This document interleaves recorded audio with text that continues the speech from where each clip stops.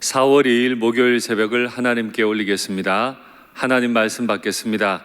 이 복된 시간에 주시는 하나님 말씀은 신약 성경 누가복음 17장 7절부터 10절까지 말씀입니다.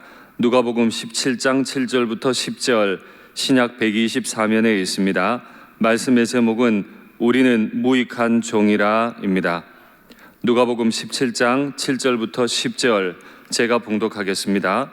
너희 중 누구에게 밭을 갈거나 양을 치거나 하는 종이 있어 밭에서 돌아오면 그더러 곧 와 앉아서 먹으라 말할 자가 있느냐? 도리어 그더러 내 먹을 것을 준비하고 띠를 띠고 내가 먹고 마시는 동안에 수종 들고 너는 그 후에 먹고 마시라 하지 않겠느냐? 명한 대로 하였다고 종에게 감사하느냐? 이와 같이 너희도 명령받은 것을 다 행한 후에 이르기를 우리는 무익한 종이라 우리가 하여야 할 일을 한 것뿐이라 할지니라. 아멘. 사랑합니다.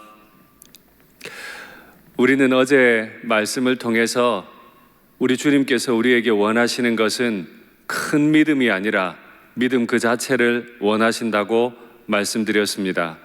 그렇습니다.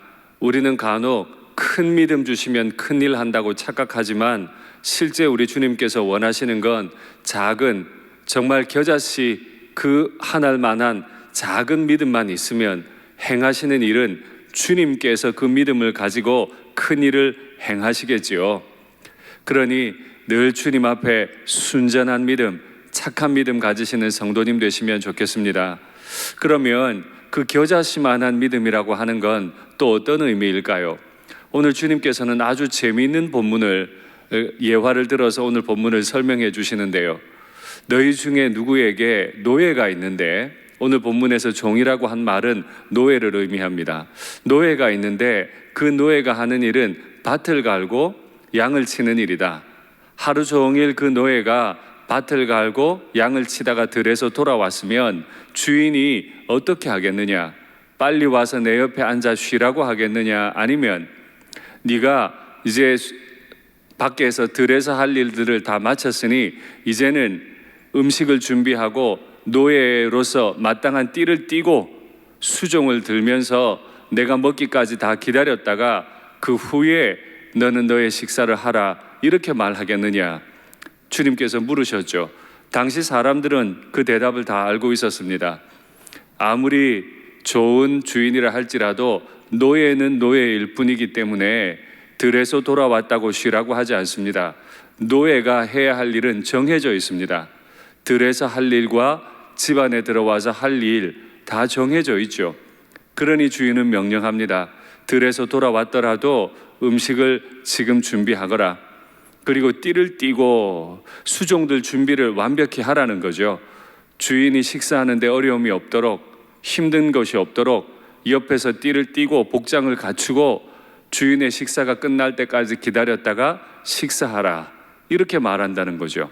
예수님 이야기를 듣는 모든 사람들은 당시 문화를 다 인정할 수 있습니다. 그것이 노예입니다. 그 후에 노예는 돌아가서 자기 일을 할 뿐인 거죠. 그러나 그것에 대해서도 주님께서 물으십니다. 노예가 그렇게까지 일을 다 했다고 노예에게 감사를 표하는 주인이 있느냐? 없지 않느냐? 왜 감사하지 않죠? 노예는 노예가 할 일을 한 것뿐입니다. 많은 일을 했다 하더라도 그건 노예로서의 일일 뿐이었어요. 그러니 주인 입장에는 따로 감사를 표할 이유가 없다는 거예요. 그러나 주님께서 의도하신 바는 감사가 없어야 된다, 칭찬이 없어야 된다, 이런 말이 아니죠. 노예는 노예의 일을 열심히 해야 한다. 그것이 뭐라고요? 믿음입니다. 믿음은 주인에게 어떤 칭찬을 바라는 게 아니에요.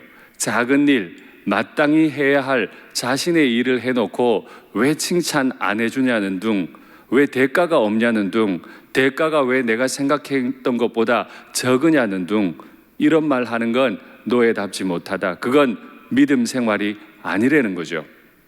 오히려 어떻게 말해야 돼요? 우리는 무익한 종이라 우리가 하여야 할 일을 한 것뿐입니다.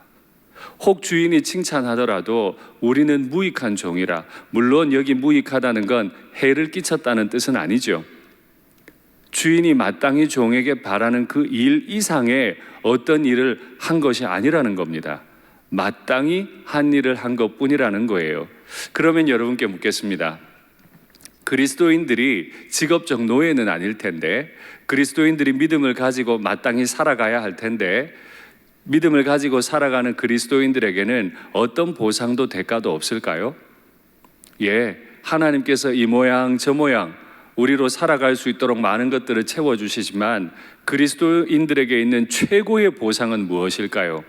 그건 띠를 띠고 주인 옆에 수종 들었던 노예처럼 우리 하나님이 우리의 겨자씨만한 믿음을 보시고 행하실 그 큰 일들을 옆에서 목격하는 것이 우리 성도들의 가장 큰 보상이요 영광이 아닙니까?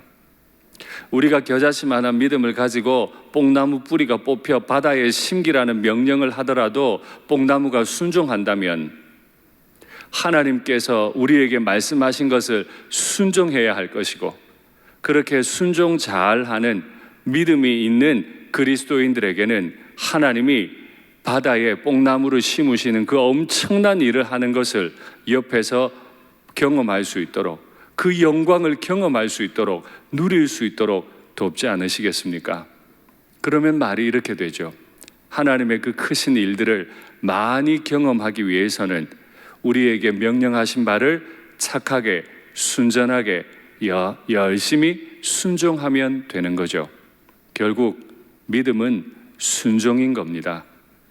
우리가 믿는 사람이 된다는 건 주님의 말씀에 하나하나 잘 순종한다는 뜻이죠. 지금 많은 어려운 시기들을 보내고 있습니다. 착한 귀, 착한 혀를 가지고 믿음 좋은 사람으로, 정말 주인의 쓰임에 합당한 종으로 그렇게 쓰임받는 오늘 하루와 우리의 평생이 되시고 주님의 영광을 넘치도록 경험하시는 우리의 평생 되기를 간절히 바랍니다. 기도하시죠. 사랑의 하나님 아버지, 제가 아버지를 모를 때는 아버지께 이것저것 요청했습니다. 어쩌면 저도 제 할 일을 하고도 진실되게 무익한 종이라 말할 수 있을지 모르겠습니다. 십자가 사랑을 알고 저를 위해 큰 일을 행하시는 주님으로 인해 날마다 감격하기 원합니다. 그것만으로도 충분한 신앙을 가지기 원합니다. 그래서 헛되고 헛된 것들에 집착하거나 그것들로 인해 마음 상하고 신앙 상하는 일이 없도록 도와주시옵소서. 하나님 아버지, 이 나라가 많이 아픕니다. 저희를 불쌍히 여겨 주시옵소서.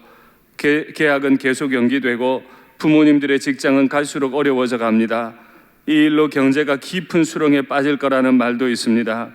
주여, 복된 소식이 필요한 이 나라에 참된 복음을 전해 주시옵소서. 주님께서 막으시면 아무것도 할 수 없는 이 나라인데 주님께서 여시면 또한 아무도 막을 자가 없으리라 믿사오니 주여, 이 나라를 불쌍히 여겨 주시옵소서. 주 예수님의 이름으로 기도하옵나이다. 아멘.